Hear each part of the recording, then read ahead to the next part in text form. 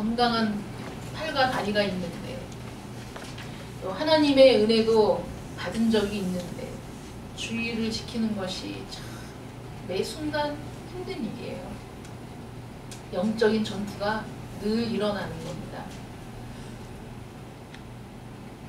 그 단계를 뛰어넘어서 무슨 일이 있어도 죽어도 내가 정말 그 응급실에 실려가는 상황이 아니라면 어떤 일이 있어도 주의를 지킨다라는 믿음이 자리 잡기까지는 참 오랜 시간이 걸리는 것 같습니다.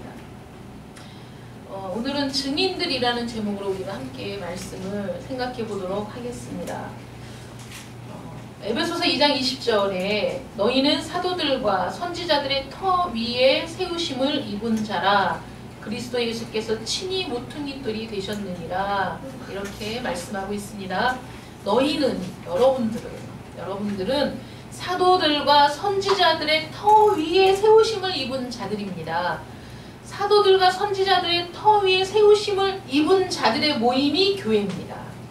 그래서 교회는 사도와 선지자들의 터 위에 세워지는 겁니다.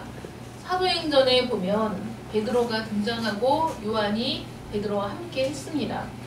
그 후에는 위대한 사도 바울이 나타나서 이방 세계 전역에 복음의 메시지를 전했습니다. 그들은 교회를 세웠고 세상을 뒤집어 엎었고 그들의 메시지는 많은 사람들에게 선택의 갈림길에 서게 해서 복음을 들은 사람은 복음을 듣기 이전과는 전혀 다른 사람이 되는 겁니다. 복음이 선포됐을 때 복음을 받아들이는 사람이 있는가 하면 복음을 거부한 자들이 있어서 양단 간에 그들의 영원한 삶의 질이 달라지는 것이죠. 복음을 들은 사람들은. 오늘 17절 말씀을 보면 이것이 민간에 더 퍼지지 못하게 그들을 위협하여 이후에는 그 이름으로 아무에게도 말하지 말게 하자. 이거는 당국자들의 얘기죠. 그들이 모여서 얘기하는 야 이거 어떡하지? 이 일을 어떻게 수습하지? 이것이 뭡니까? 복음이 예수의 이름이 이런 놀라운 일들이 더 이상은 퍼지지 못하게 그들을 위협해가지고 이후에는 이 이름으로 아무에게도 말하지 말게 하자라고 그들이 결의를 한 것이죠. 공회원들은 베드로와 요한을 불러서 도무지 예수의 이름으로는 말하지도 말고 가르치지도 말라 이렇게 얘기했어요. 이것을 보면 베드로와 요한이 자기들의 생각, 자기들이 정리한 개념, 자기들이 연구한 어떤 것들을 말한 게 아니에요. 왜냐하면 베드로와 요한은 예수의 이름으로 말하고 예수님이 명하신 것들을 가르치고 예수님이 전하라고 한 것들을 전하는 오직 예수의 이름으로 시작해서 예수의 이름으로 마치는 그런 메시지를 전했다는 것이죠. 오직 예수의 이름으로 설교하고 가르쳤습니다. 주님의 설교가 끝난 뒤에 사람들이 뭐라고 얘기했습니까? 그 가르치는 것이 권세 있는 자와 같고 서기관들과 같지 않다 이렇게 얘기했어요. 이 당시 서기관들은 학식이 매우 많은 사람, 늘 연구하는 사람, 늘 공부하고 연구하고 많은 학식을 자랑하는 그들은 자신들의 시간과 에너지를 성경 연구에 쏟았는데요. 성경 자체의 연구가 아니라 성경을 주석한 위대한 주석가들의 그 성경에 대해 언급한 내용에 대해서 끊임없이 연구하고 공부했어요. 그래서 서기관들은 자신들이 사람들을 가르치다가 누군가가 동의하지 않으면 곧바로 논쟁을 시작해가지고 논쟁이 하루, 이틀, 일주일, 2주일씩 가는 거예요. 그러면서 그들이 자신들의 주장이 옳다라고 논쟁을 할 때 끌어들이는 것들이 어떤 주석가가 이렇게 주석했어. 어떤 사람이, 어떤 위대한, 우리가 알고 있는 어떤 위대한 사람이 이렇게 글을 썼다 그래서 책을 갖고 와서 펼쳐서 보여주면서 자신들의 말의 권위를 입증하려고 했어요. 이게 그들의 설교 방식이었습니다. 그런데 우리 주님께서는 그 서기관들과 달랐다는 거예요. 백성들이 서기관들의 설교를 늘 들었어요. 그들이 가르치는 것들을 들었습니다. 그런데 예수님의 가르치심은 그들과는 전혀 달랐어요. 그들의 방식과도 달랐어요. 그들의 표현과도 달랐어요. 그런데 뭐라고 얘기합니까? 예수님이 설교하셨을 때 그 설교를 들은 사람들이 권세 있는 자와 같다. 그 가르치는 것이 권세 있는 자와 같다. 서기관들과 같지 않다 이렇게 얘기했거든요. 그러면 서기관들의 이야기를 늘 들으면서도 권세 있는 자와 같다라고 느끼지 않았다는 거죠. 그들이 아무리 권위 있는 주석가들을 끌어다가 그들의 책을 펼쳐놓고 자신들의 주장을 얘기해도 일반 사람들은 그것이 권세 있는 자와 같다라고 느껴지지 않았다는 거예요. 그런데 예수님이 설교를 하니까 권세 있는 자와 같다. 서기관들과 같지 않다. 이렇게 느꼈다는 거예요. 사도들은 권위자들의 말을 인용하는 데 시간을 쓰지 않았어요. 왜냐하면 사도들에게는 오직 하나의 권위가 있었어요. 예수의 권위. 살아계신 하나님의 말씀. 그거 외에는 어떤 것도 그들은 권위를 두지 않았어요. 그래서 오직 우리 주님이 전하신 그 말씀, 오직 예수의 권위로 예수의 말씀을 그들에게 전했다는 것이죠. 예수께서 설교하도록 가르쳐 주신 것만 설교했어요. 예수님의 말씀 말고는 전한 것이 없어요. 그들은 예수를 이야기했고 그가 말씀하시고 가르치신 말을 이야기했어요. 베드로와 요한은 세상적으로는 무식한 사람들이었어요. 세상 사람들이 얘기하는 엘리트 코스를 밟은 사람들이 아니에요. 기본적인 것들만 배우고 만 사람들이죠. 그들은 그 당시의 사람들이 무식하다라고 보는 사람들이었지만 여러분 생각해보세요. 사도 바울은 지금까지도 위대한 천재 중에 하나라고 보는 사람이에요. 사도 바울은 헬라 철학에 능통했어요. 헬라 말에도 능통했습니다. 지금 얘기하자면 그리스 철학. 그리스 그 철학자들, 그 당시에 아고라라는 장터에서 철학자들이 웅변하고 논쟁하는 것이 그들의 삶이었는데 거기에서 그들과 토론하고 논쟁에도 밀리지 않는 사람이었어요. 바울이. 그래서 지금도 천재 중에 천재라고 일컬음을 받는 사도 바울이 뭐라고 얘기했는지 아세요? 고린도전서에서 내가 너희 중에서 예수 그리스도와 그의 십자가에 못 박히신 것 외에는 아무것도 알지 아니하기로 작정하였다. 이렇게 얘기하는 거예요. 심지어는 자기의 모든 지식을 배설물로 여겼다. 이렇게 얘기하는 거예요. 오직 예수의 지식이 얼마나 놀라운지 얼마나 그것이 고귀한지 그것만으로도 너무나 충분해 라고 얘기한 것이죠. 그는 어부였던 베드로와 요한처럼 배우지 못한 사람과 같은 자리에 놓이는 걸 전혀 부끄러워하지 않았습니다. 모든 학식이 소용이 없다는 걸 알았기 때문이죠. 고린도에 있던 몇몇 똑똑한 사람들이 바울을 무식하게 바보 취급을 했어요. 근데 바울이 얘기했어요. 얼마든지 바보라고 불러도 좋아. 나는 그리스도를 위해 바보가 되기로 작정했다. 이것이 지혜의 핵심이다 라고 얘기했어요. 바울이 갈라디아 지역에 교회를 세우고 그 다음에 이제 또 전도 여행을 떠났을 때 유대주의자들이 교회에 들어왔어요. 그들은 야 바울이 전한 복음은 그래 맞는 말이야. 그런데 부족한 게 있어. 그 부족한 게 뭐냐면 율법을 지켜야 돼. 할례를 받아야 돼. 이렇게 얘기하는 거예요. 거짓 교사의 거짓된 가르침이 교회 안으로 들어왔어요. 여러분 요즘도 마찬가지입니다. 어떤 교회가 참된 교회입니까? 오롯이 복음이 선포되는 교회가 참된 교회고 거기에 다른 가르침들이 그 목사의 개인적인 개념이나 개인적인 관점들이 들어와서 덧붙여지면 그거는 잘못된 방향으로 가는 거예요. 유대주의자들이 교회에 들어와서 바울이 전한 복음에 덧붙이기 시작한 거예요. 그게 맞는 말인데 부족해. 다가 아니야. 필요한 게 있어. 너희에게 할례를 받아야 돼. 율법을 지켜야 돼. 이렇게 얘기했어요. 근데 바울이 갈라디아서를 썼죠. 갈라디아 지역에 세운 교회에 그런 문제가 있습니다. 보고가 들어오니까 갈라디아 성도들에게 편지를 썼어요. 뭐라고 썼냐면 그러나 우리나 혹 하늘로부터 온 천사라도 우리가 전한 복음 외에 다른 복음을 전하면 저주를 받을지어다. 갈라디아서 1장 8절에 있는 말씀입니다. 1세기에도 지금처럼 똑똑한 사람들이 있었어요. 부활은 없다. 부활은 불가능하다. 절대 일어날 수 없다. 이렇게 주장하는 사람들이 있었던 거예요. 근데 바울이 고린도전서 15장 1절부터 4절에 보면 이렇게 얘기했어요. 형제들아 내가 너희에게 전한 복음을 너희로 알게 하노니 이는 너희가 받은 것이요 또 그 가운데 선 것이라. 너희가 만일 나의 전한 그 말을 굳게 지키고 헛되이 믿지 아니하였으면 이로 말미암아 구원을 얻으리라.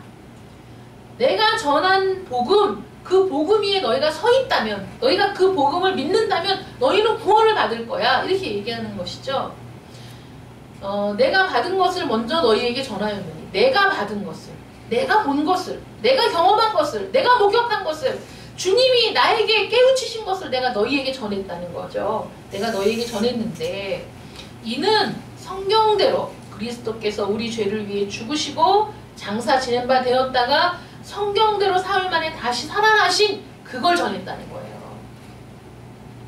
우리 주님이 성경대로 이 땅에 오셔서 성경대로 우리 죄를 위해 죽으시고 장사 지낸 바 되었다가 사흘 만에 살아나신 그 일을 전했어요. 복음은 바울이 생각해낸 게 아니에요. 사도들이 생각해낸 게 아닙니다. 그들이 머리를 맞대고 고안해낸 게 아니에요. 그들이 모여서 한 종교를 만든 게 아닙니다. 사도들은 베드로와 요한처럼 예수의 이름으로만 가르치고 설교했어요. 그 메시지는 예수께서 친히 알려주신 것이고 친히 보여주신 거예요. 바울이 고린도 교인들에게 이렇게 얘기합니다. 우리는 우리 자신의 지혜나 다른 어떤 인간의 지혜를 전하는 것이 아니라 유일한 지혜인 하나님의 지혜를 전하는 것입니다. 그리스도는 하나님의 지혜입니다. 그가 그 지혜를 우리에게 주셨고 우리는 다시 여러분들에게 전하고 있습니다. 이 말의 핵심이 뭐예요? 하나님의 지혜는 예수 그리스도에 집약되어 있고 우리는 그 지혜이신 예수 그리스도를 전하는 거라는 거예요. 다른 게 없어요. 오직 예수인 거예요. 기독교는 이렇게 시작이 된 거죠. 교회의 기원은 이 가르침에서부터 시작된 거예요. 사도들 터 위에 부름받고 세워진 이들의 모임이 교회라니까요. 사도들의 가르침 외에 다른 가르침은 자기들이 보고 듣고 본 바를 자신들이 예수님께 받은 그것들을 전한 것 외에 하늘의 천사라도 그 어떤 신령한 이들이 와서 전해도 그 복음 외에 다른 복음을 전하면 다 저주받을 것들이다. 이렇게 얘기하는 것이죠. 하나님의 아들이 이 메시지를 주신 거예요. 유일하게 권위 있는 메시지라는 거예요. 사도들이 전한 메시지가 바로 이것이죠. 이 사도들이 뭐라고 얘기하는지 아세요? 오늘 본문 말씀에 하나님 앞에서 너희 말 듣는 것이 하나님 말씀 듣는 것보다 옳은가 판단하라. 우리는 보고 들은 것을 말하지 아니할 수 없다. 이렇게 얘기하죠. 베드로가 이렇게 얘기하는 거예요. 야, 당신들은 우리에게 그만 전하라고 얘기한다. 더 이상 설교하지도 말고 가르치지도 말라고 한다. 그런데 우린 그럴 수 없어. 우리는 설교하고 가르치지 않을 수 없어. 우리는 보고 들은 것을 계속 전해야 돼 이거죠. 당국자들은 전하지 마. 예수 이름으로 가르치지도 말고 설교하지도 마. 어디 가서 그런 얘기 하지도 마. 그러면 너희들이 핍박받는 일은 없을 거야. 이렇게 얘기하는 거예요. 너희들을 잡아 가두는 일도 없을 것이고 너희를 핍박하는 일도 없을 것이고 그러니까 그 이름으로만 말하지 마. 이렇게 얘기하는 거예요. 근데 베드로는 뭐라고 얘기하죠? 당신들은 그렇게 얘기하지만 우리는 그럴 수 없다라는 거예요. 그럴 수 없어. 우리는 우리가 보고 들은 것을 계속 전해야 돼. 사도행전 5장 32절에 뭐라고 얘기하는지 아세요? 우리는 이 일의 증인이야. 이렇게 얘기하죠. 우리는 이 일의 증인. 그럼 증인은 법정 용어죠. 법정에서 증인으로 세움받은 사람에게 물어봅니다. 변호사도 물어보고 검사도 물어보죠. 당신 이 일을 목격한 거 맞습니까? 당신이 진술하는 건 사실입니까? 당신이 보고 들은 것을 그대로 얘기한 건 맞습니까? 확실합니까? 증인은 대답해야 되죠. 증인은 보고 들은 것을 얘기하는 게 증인이에요. 누가 그랬어요? 이거 증인이 될 수 없어요. 누군가가 그랬습니다는 증인이 아닌 거예요. 본인이 직접 목격한 일에 대해서 얘기해야 증인이 되는 거예요. 근데 사도들은 이 예수님의 제자들은 우리는 이 일의 증인이라고 얘기했고요. 예수님은 제자들을 내보내시면서 뭐라고 말씀하셨냐면 내 증인이 되라 이렇게 말씀하셨어요. 주님은 제자들에게 너희는 내 증인이 되리라 말씀하셨고 그 제자들은 성령 받은 이후에 우리는 증인이라고 얘기했다는 거예요. 복음 메시지와 다른 가르침의 차이점이 뭔지 아세요? 복음의 메시지는 역사성, 실제로 일어난 사건들이 그 메시지를 구성하고 있다는 거예요. 어디 허황된 얘기가 아니에요. 꾸며낸 얘기가 아닙니다. 실제로 역사 속에서 일어난 일들이라는 거예요. 그러나 위대한 철학자들의 가르침은 역사 속에 일어난 실제 사건들이 아니에요. 관념 속에서 일어난, 그들이 생각하고 연구하고 어떤 사고를 보고 그들이 깨달은 어떤 것들을 관념하에서 가르치는 게 철학이죠. 그러나 복음 메시지는 아니에요. 우리가 보았다, 우리가 들었다, 주님이 그렇게 말씀하셨다, 이거예요. 실제라는 거예요. 사실이라는 거예요. 복음은 보고 들은 일과 관련되어 있다는 것이죠. 노인이 되어서 죽음이 임박한 베드로가 편지에 이렇게 기록한 거예요. 내가 이 장막에 있을 동안, 이 육체에 있을 동안에 너희를 일깨워 생각나게 함이 옳은 줄로 여기노니 이는 우리 주 예수 그리스도께서 내게 지시하신 것 같이 나도 나의 장막을 벗어날 것이 임박한 줄을 안다는 거예요. 이제 내가 죽을 날이 얼마 안 남았어. 내가 그걸 알게 됐다는 거죠. 내가 힘써 너희로 하여금 내가 떠난 후에라도 어느 때나 이런 것들을 생각나게 하려 하노라. 이런 것들. 내가 죽을 날이 얼마 남지 않았는데 내가 죽기 전에 너희에게 다시 한번 얘기하는 거야. 내가 떠난 후에라도 어느 때든지 이런 것들, 이런 게 어떤 겁니까? 내가 전한 복음이죠. 내가 너희들을 가르친 그 내용이라는 것이죠. 우리 주 예수 그리스도의 능력과 강림하심을 너희에게 알게 한 것이, 그러니까 내가 너희에게 전한 예수 그리스도의 복음이 교묘히 만든 이야기를 따른 것이 아니다. 우리는 그의 크신 위엄을 친히 본 자들이다. 지극히 큰 영광 중에서 이러한 소리가 그에게 나기를 이는 내 사랑하는 아들이요 내 기뻐하는 자라 하실 때 그가 하나님 아버지께 존귀와 영광을 받으셨느니라. 이 소리는 이는 내 사랑하는 아들이요 내 기뻐하는 자라는 하나님의 음성을 그와 함께 거룩한 산에 있을 때 하늘로부터 난 것을 우리가 직접 들었다. 하나님께 들었다는 거죠. 교회 초창기에 오늘의 본문 말씀을 전했던 베드로는 노인이 된 뒤에 이제 죽을 날이 임박했을 때에도 똑같은 말을 하고 있는 거예요. 평생에 베드로가 전한 것은 동일한 말씀이었어요. 동일한 복음이었어요. 꾸며낸 이야기가 아니에요. 없었던 이야기가 아니고 허황된 이야기가 아니에요. 직접 들었다는 거예요. 하늘로부터 변화산에 있을 때 하늘로부터 소리가 들렸어요. 이는 내 사랑하는 아들. 내가 기뻐하는 자 너희는 그의 말을 들으라. 이들은 3년 동안 주님과 함께 지내면서 그 얼굴을 배웠고 그 눈을 들여다보았고 때때로 그분이 지니신 영원한 신성의 깊이가 드러나는 것을 보았고 하나님의 영원한 사랑이 주님을 통해 드러나는 것을 보았습니다. 하나님의 아들을 직접 본다는 것이 얼마나 큰 특권입니까? 이들은 주님을 직접 알고 지낸 사람들이에요. 직접 같이 피부를 맞대고 같이 식사를 하고 같이 잠을 자며 같이 기적의 현장에 있었던 그 사람들입니다. 그들은 주님이 사시는 모습을 아주 가까이에서 볼 수 있었어요. 여러 사건에 어떻게 반응하시는지, 군중이 모여들든지 말든지, 아첨하는 자들이 아첨을 하든지, 악의와 증오를 가진 자들이 와서 함부로 대하든지, 어떤 상황에서도 고요하게, 어떤 상황에서도 변함없이 평안하게 이 모든 일들을 헤쳐나가시는 모습을 봤어요. 아침에 미쳐 해가 뜨기도 전에 산으로 기도하러 가시는 모습을 봤습니다. 하나님의 명령에 전적으로 순종하시는 모습을 보았습니다. 한 번도 그릇된 행동이나 말을 하신 적이 없었습니다. 주님의 겸손을 직접 목격했습니다. 세리와 죄인들처럼 사회에서 버림받은 사람들과 어울리셨어요. 그분의 지식으로는, 그분의 학식으로는 그 예수님이 12살 때 성전에 올라가서 성전의 율법 교사들과 대등하게 토론하는 것으로 사람들이 놀라고 부모들이 놀랬던 그분이 예수님 아니십니까? 그 율법학자들과 서기관들과 얼마든지 토론하며 당대의 이목을 끌 수 있었지만 그들과 교제하지 않으셨어요. 사회에서 가장 낮고 천하고 무식한 자들과 동석하셨죠. 고통과 필요를 놓치지 않으시는 그의 긍휼하심을 목격했어요. 제자들도 아유 저리가 바빠. 그렇게 얘기해도 그 가운데 돌이키셔서 긍휼의 눈으로 바디모의 눈을 고쳐주시오.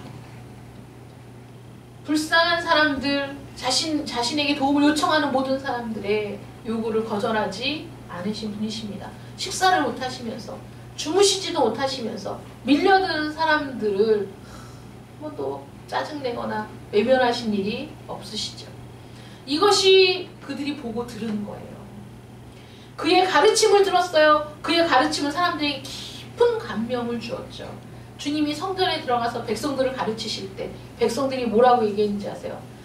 성경이 뭐라고 기록하고 있냐면 백성이 즐겁게 듣더라. 주님의 가르치심을 즐겁게 들었어요. 서기관들과 같지 않았어요. 율법학자들과 같지 않았어요. 주님의 말씀을 즐겁게 들었어요. 무엇 때문입니까? 그 말씀이 알아들을 수 있는 말씀이기 때문이에요.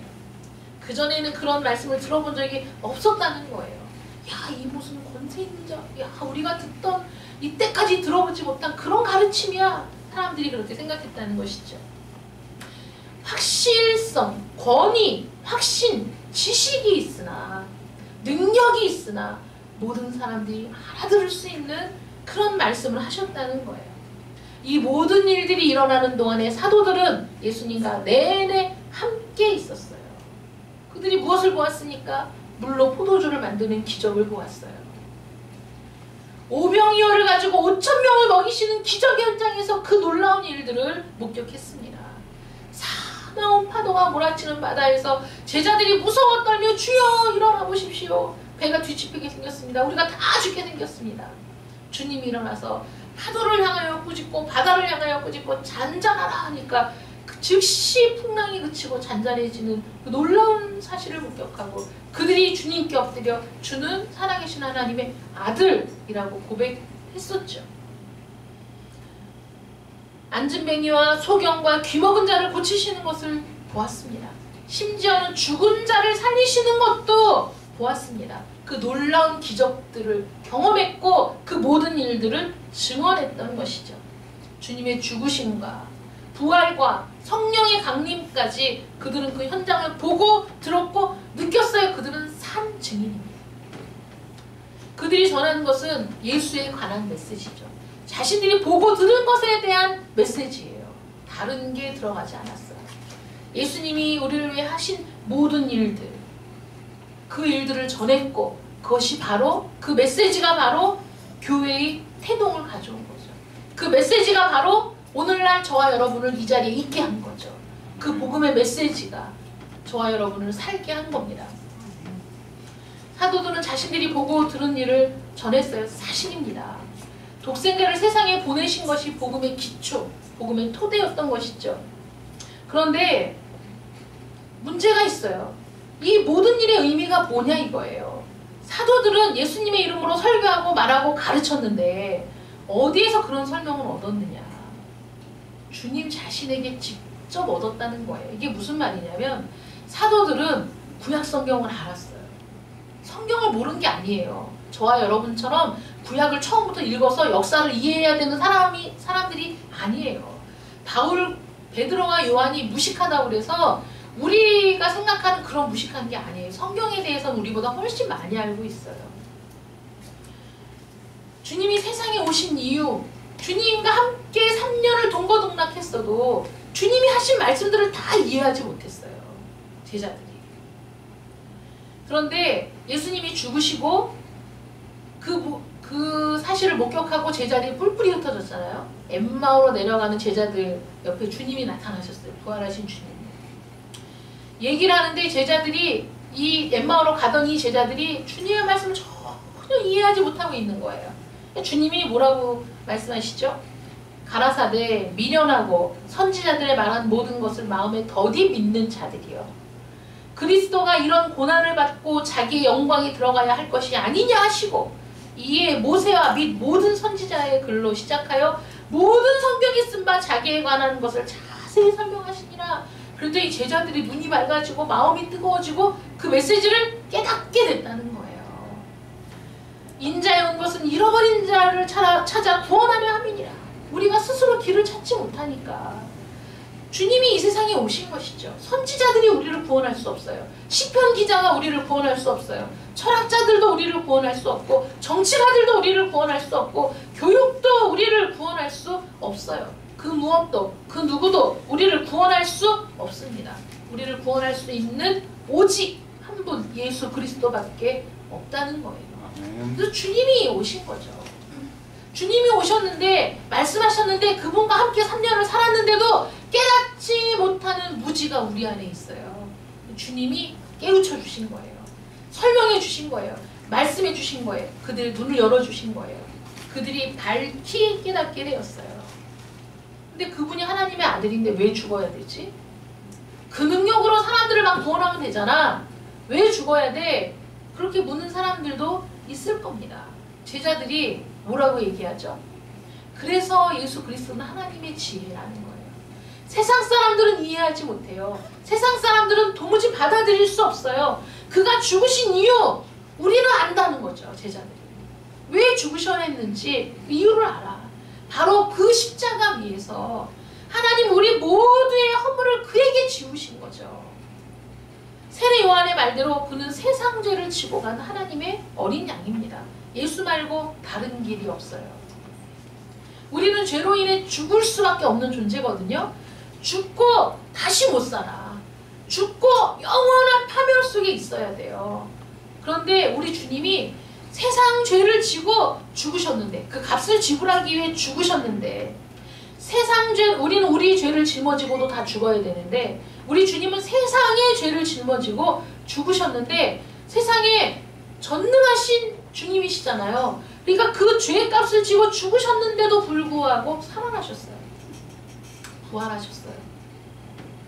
죄의 형벌을 감당하시고도 다시 살아날 수 있을 만큼 크고 능력 있는 분이 없다는 거예요. 주님밖에. 사도들은 자신들이 목격한 일의 의미를 설명했어요. 많은 사람들이 목격했죠. 주님이, 아니 오병이어의 기적이 있을 땐 남자들만 5,000명이었다니까요.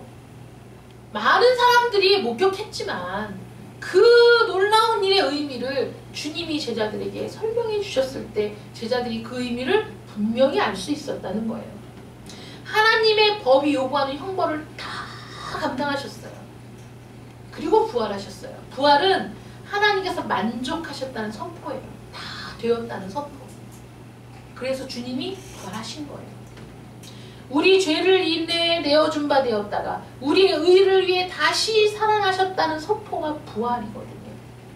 하나님 부활을 통해 우리의 모든 죄가 다 해결되었다는 것을 온 우주에 선포하신 거예요.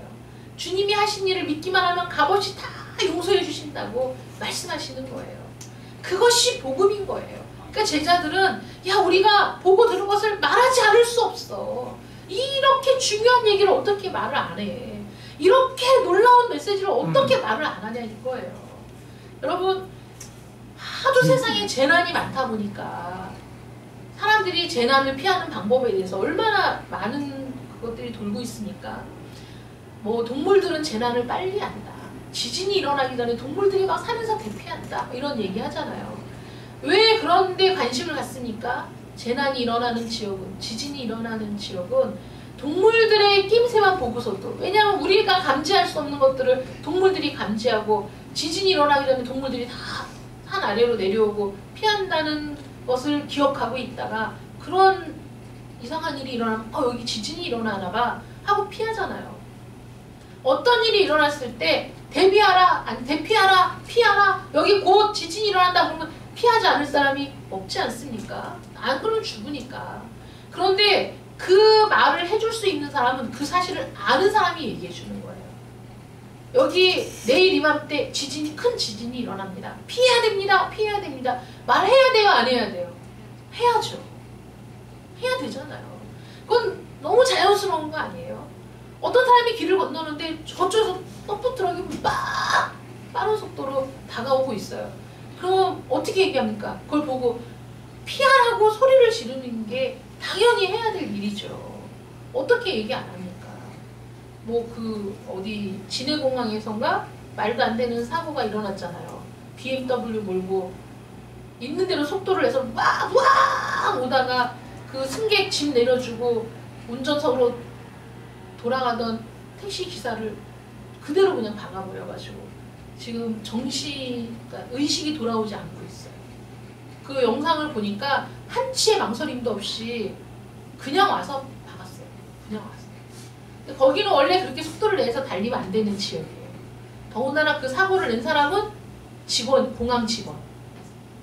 공항 직원이 사람들을 태우고 자기 BMW를 과시하기 위해서 그랬는지 저기서부터 뿌앙 와갖고 이 사람은 아무것도 모르고 승객 짐 내려주고 그리고 트렁크 닫고 돌아가는데 그냥 와서 박아버린 것 같아요. 그 영상 보니까 그 짐 들고 이제 가려던 그 승객은 정말 평생에 잊지 못할 거예요. 깜짝 놀래가지고 순식간에 일어난 일이니까. 그래놓고 동승자들이 다 도망갔다고 그러더라고요. 구호 조치를 안 하고 연락도 안 하고 거기 자리에서 그냥 도망가 버린 거야. 운전자는 못 봤다고 그러는데. 그런 일들이 일어났는데 만약에 누군가가 알았다면 얘기해 주지 않았겠냐고요. 잠시 후면 당신은 큰일을 치르게 됩니다. 잠시 후면 당신은 못 깨어날지도 모릅니다. 피해야 됩니다. 얘기하지 않겠냐고요. 얘기해야죠. 사도들은 자신들이 직접 보고 듣고 목격했어요. 그리고 주님이 죽으심이 우리에게 생명이 된다는 것을, 주님이 죽으시고 부활하신 이 놀라운 일은 우리 모든 사람들에게 영원한 생명을 주시는 놀라운 일이라는 것을 알게 됐다는 거예요. 그들이 보고 들었는데 주님이 설명해 주시고 깨닫게 해주셔서 그 놀라운 의미를 이들이 알게 됐는데, 우리들만 구원받으면 되지, 야 다른 사람 다 몰라도 돼, 우리만 구원받으면 되지, 쉬쉬하고 자기만 싹 구원받는 그런 건 죄를 짓는 거라 그랬어요. 그 우리가 못할 짓이라는 거죠. 말하지 않을 수 없다는 거죠. 그러니까 지금 당국자들이 이들을 구류해놓고 하룻밤 붙잡아두고 그리고 이들을 위협하면서 야 다시는 예수 이름으로 말하지도 말고 가르치지도 마 이렇게 얘기했을 때 베드로는 그들 앞에서 당당하게 얘기했죠. 우리가 보고 들은 것을 말하지 않을 수 없어. 실상을 보세요. 이 세상을 보세요. 죄악으로 다 무너져가고 있는데 어떻게 말하지 않을 수 있습니까? 여러분, 우리는 눈에 보이는 것만 보고 절망하잖아요. 눈에 보이는, 왜 이렇게 안 돼? 왜 이렇게 자꾸 힘들어? 왜 이렇게 몸은 아픈 거야? 아니 왜 점점 좋아져야 되는데 왜 자꾸 이렇게 찌그러지는 것 같은 거야? 왜 그럽니까? 왜 그렇습니까? 이렇게 문명이 발달하고 이렇게 세상이 발전하면 점점 더 좋은 일이 있어야 되는데 왜 그렇습니까? 죄 때문이라는 거예요. 우리의 죄. 우리의 죄악이 하나님과 우리 사이를 가로막고 우리의 죄악이 우리의 모든 삶 가운데 참된 축복과 참된 평화를 가져다 주지 못하는 거예요. 그 상태에서 살고 있으니까 보이는 현실이 다 암담한 거죠. 답답한 거죠. 뜻대로 되는 일이 없는 거죠. 왜 그럴까? 탄식할 일이 아닌 거예요. 하나님이 성령을 통해 우리 눈을 열어주셔야 돼요. 아, 우리의 죄악 때문이구나. 우리의 죄가 하나님과 우리 사이를 가로막고 있으니 무슨 축복이 오고 무슨 은혜가 오고 무슨 평안이 오겠어. 그걸 볼 수 있어야 되는데 못 보잖아요. 더군다나 죄악 가운데 지금 눈이 어두워져 있는 사람들, 어둠 가운데 있는 사람들은 볼 수가 없다니까요. 스스로 볼 수가 없어. 잘 사는 것 같은데 아니야. 많은 걸 누리고 사는 것 같은데 아니라니까요. 저는 제일 불쌍한 사람이 엄청난 돈을 갖고 있는데 쓸 데가 없는 사람인 것 같아요. 엄청난 돈이 있어. 자산가야. 그런데 쓸 데가 없어. 자식이 없어. 본인이 써봐야 얼마나 쓰겠어요. 그런데 그 돈을 의미 있는 일에 쓰지도 못해. 아까워서. 자신도 맨날 누가 그러시던데, 자기는 집에 가면 몇백만 원짜리 가방, 몇백만 원짜리 가방, 몇백만 원짜리 가방, 누가 사다 준 가방이 많이 있대요. 자기는 그런 거 안 들고 다닌대. 그 비싼 가방보다 이 허름한 가방 안에 들어있는 돈이 더 중요하대. 그래갖고 그분은 어디 이렇게 모임에 오셔도 그 진짜 동네 여편네들이 입는 옷 같은 그런 옷을 입고 와. 입을 열면, 근데 그분이 입을 열면 항상 하는 게 돈 자랑. 돈이 많다는 자랑을 늘 하시거든. 돈이 많대. 자기는 막 모피도 막 1000만원짜리 모피가 있고 막 항상 입을 열면 항상 돈 자랑인데 딱 보면 돈이 없어 보여. 아니 돈이 많으면 잘 입고 다니면 얼마나 좋아요. 공식적인 자리에 잘 입고 오면 얼마나 좋아? 아니야. 근데 입을 열면 돈 자랑이야. 너무 안타까운 거예요. 너무 안타까워. 그걸로 그냥 왕노릇을 해. 당신이 돈이 많은 걸로. 그런데 돈이 많으면 뭐해? 돈이 많지만 제대로 쓰지 못하는 사람은 불쌍한 사람이고, 건강한데 일하지 않는 사람이 불쌍한 사람이고, 그렇지 않습니까? 지식이 있는데 방구석에 틀어박혀서 게임만 하고 있는 사람이 불쌍한 사람이죠. 서울대 나오면 뭐해? 방에서 안 나오는데 불쌍하지. 건강하면 뭐해? 일 안 하는데 불쌍하죠. 돈 많으면 뭐해? 제대로 쓸 줄 모르는데 불쌍하죠. 왜 그렇습니까? 죄 때문에 그렇다고. 죄 때문에. 입만 열면 5만 가지 그 더러운 게 다 나와. 사람들은 이 안에 들은 게 그런 거라서. 그런데 그 사람들이 모여있는 사회가 아름다우면 얼마나 아름답고 잘 되면 얼마나 잘 되겠어요. 옛날에는 무식해서 싸웠다 그러지. 지금은 이렇게 사람들이 고등교육을 다 받는 세상인데 왜 싸워? 왜 전쟁은 그치지 않고, 왜 사람들의 탐욕은 점점 더 커져가지고, 있는 곳에서는 양식을 버리는데 쌀을 바다에 버리고 옥수수를 바다에 버리는데, 지구 반대편에서는 양식이 없어서 몇 초에 한 명씩 사람들이 죽어가잖아요. 이런 일이 왜 일어나냐고요. 왜 그러죠? 왜 이런 일들이 일어나지? 이해할 수 없네. 왜 이해할 수가 없어? 성경은 그게 죄 때문이라고 하는데 죄 때문이잖아요. 어두워져 있잖아요. 아무것도 보지 못하잖아요. 그래서 주님이 오셨다니까. 어둠 가운데 빛으로 오셨다니까요. 우리의 실상을 보여주러 오셨다니까. 우리의 실상을 보고 나니까 비참한데 우리 스스로 해결할 길이 없어. 주님이 해결해 주러 오셨다니까요. 십자가에 달려 죽으시고 기꺼이 죽어주시고, 그리고 우리의 모든 죄를 짊어지고 죽으셨음에도 불구하고 다시 살아나신 능력의 주님이시죠. 그러면서 그 주님이 우리에게 선포하신 거예요. 내가 너희를 위해 죽었다는 이 놀라운 사실을 듣고 믿는 자들마다 내가 구원하겠다.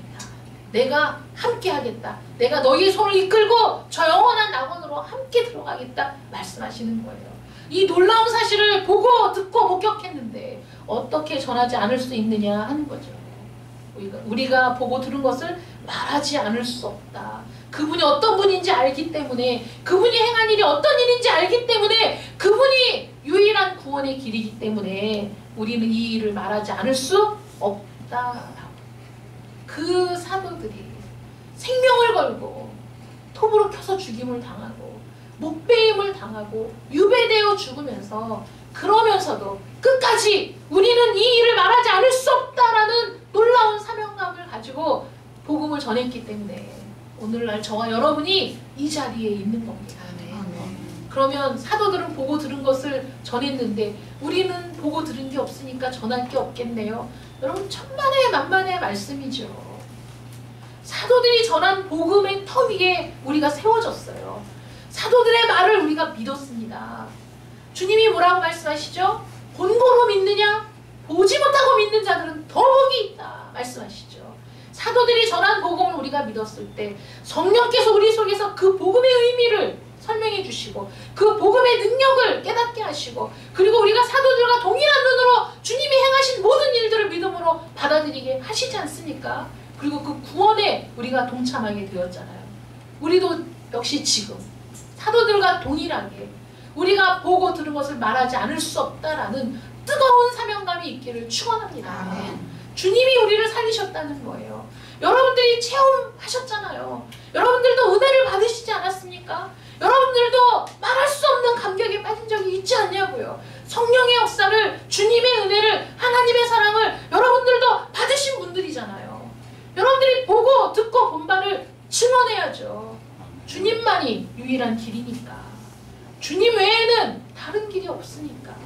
이 세상에 죄로 인해 자기들의 실상도 보지 못하고 죽어가며 고민하며 범죄에 빠지며 그들이 해결할 길이 없다고 절망 가운데 죽어가는 사람들에게 길이 있다고 말해야 될 사람들은 사도들의 터 위에 세움받은 저와 여러분인 줄 믿으시기 바랍니다. 그 믿음으로, 그 은혜로 승리하는 여러분들 되시기를 축원합니다. 기도하겠습니다. 사랑의 하나님 감사합니다.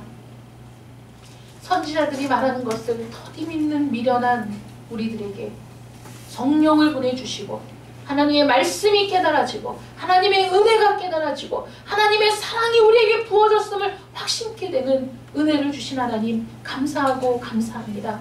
사도들의 터 위에 우리가 부름받고 세움을 입어 교회 안에 들어오게 되었습니다. 하나님의 나라에 속한 자가 되었습니다. 사도들이 본 것을 우리는 믿음으로 보고 사도들이 들은 것을 우리는 믿음으로 들었습니다.